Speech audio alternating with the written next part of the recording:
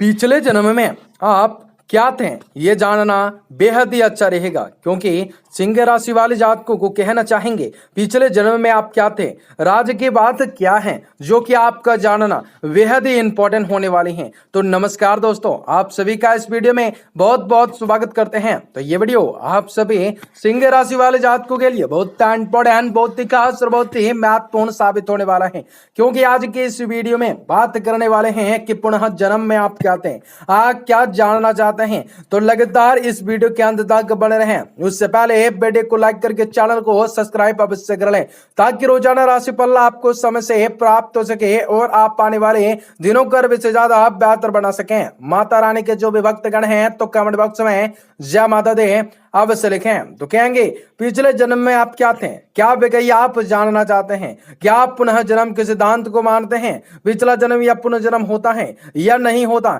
ये सवाल प्रत्येक मनुष्य के मन में होता है। और कि कुछ लोग मानकर यह बैठ गए हैं कि जहां होता है, और कुछ लोग ये मानते हैं कि नहीं होता। दोनों ही तरफ से लोग ये भी कभी जानने का प्रयास नहीं करते कि पुनः जन्म होता क्या है या नहीं होता, क्योंकि धर्म ने आपको रेडीमेड उत्तर दे दिया है। बचपन से ही मुसलमान को बता दिया जाना है कि पुनः जन्म नहीं होता, हिंदू को बता दिया जाता है कि आप बस खोज बंद कर, धर्म ने सब खोज लिया, तुम नहीं को क्यों परेशान क्यों होते हो। तीन धर्म होते हैं, हिंदू, ईसाई, इस्लाम, जो कि पुनः जन्म के सिद्धांत को नहीं मानते। उत तीनों धर्मों के समानांतर हिंदू, जैन और बुद्धि ये तीनों धर्म मानते हैं कि पुनः जन्म एक सच्चाई है। अरब में किसी बच्चे को अपने पिछले जन्म की याद नहीं आती, लेकिन भारत में ऐसे ढेरों किस्से हैं जहां फैला फैला बच्चों के पिछले जन्म का याद आया है। ऐसा क्यों होता है, इसे जानने के लिए सभी प्रकार क्यों होते हैं,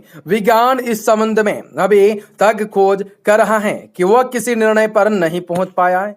हिंदू धर्म पिछले जन्म में पुनः जन्म विश्वास रखता है। इसका अर्थ है कि आत्मा जन्म एवं मृत्यु के नियंत्रण, पुनरावर्तन की शिक्षा मुक्त प्रतिक्रियाओं से गुजरते हुए अपने पुराने शरीर को छोड़कर नया शरीर धारण करती हैं। उसकी यह मान्यता है कि प्रत्येक आत्मा मोक्ष प्राप्त करती है।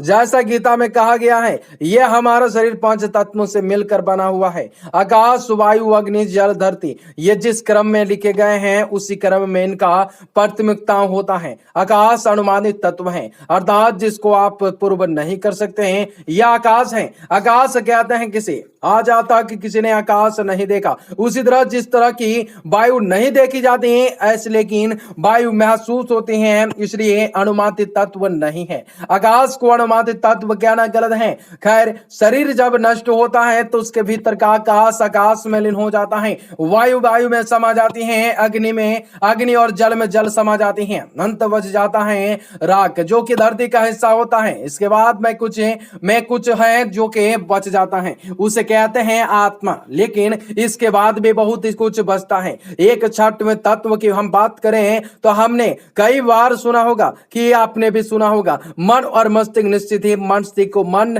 नहीं कहते, तब फिर क्या कहते हैं, मन क्या है?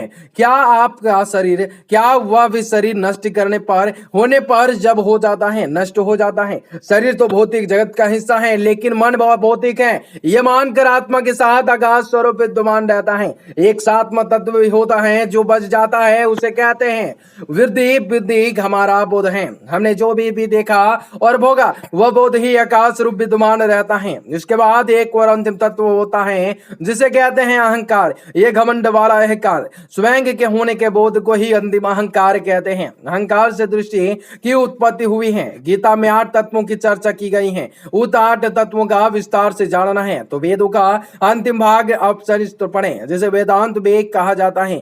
लगभग 1008 उपनिषद हैं। योग ने मन वृद्धि अहंकार को नाम दिया गया है। चित्त चेतनात्मा का मास्टर चिप है। ये मास्टर पेन डाइप जिसे लाखों जन्म का डाटा इकट्ठा होता है। आप इसे कुछ भी अच्छा सा नाम दे सकते हैं। चित्त की वृत्तियों का निरोध तो किया जा सकता है, किंतु चित्त को समाप्त करना मुश्किल होता है, और जिसे जो भी इसे समाप्त कर देता है उसे मोक्ष मिल जाते हैं। क्या आप पिछला जन्म जानना चाहते हैं? यदि जानना चाहते हैं तो अगले वीडियो का आप इंतजार करें, जो कि उनमें आपको इस वीडियो के माध्यम से और आपको सारी बातें, सारी पिछले जन्म की चीजें आपको जरूर जानने को को मिलेंगी। तो आप हमारे रेगुलर वीडियो को देखते रहें, आपको किसी दिन न किसी दिन जरूर पिछला जन्म का अर्थ मिल जाएगा कि किसे कहते हैं और कैसे उसे ट्राई कर सकते हैं कि आप पिछले जन्म में क्या हैं। तो आपका दिन शुभ इसी तरह गुजरते रहे, बेहतर कार्य होते रहे।